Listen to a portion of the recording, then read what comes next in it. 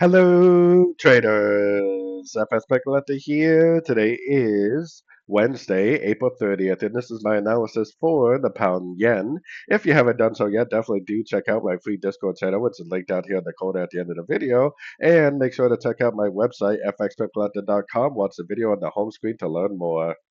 So, anyways, the euro yen is actually still continuing to be pretty sideways. I still think there's a good chance this is an A, this is a B, and we currently are in a wave C.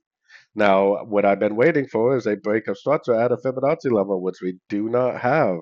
Price was not able to break structure on that move down. And no Fibonacci bounce, no break of structure means no entry to go short. If you've been watching my videos, you know that I've been recommending longs for a while now. Until I see a Fibonacci bounce and a break of structure, I would continue to look for longs.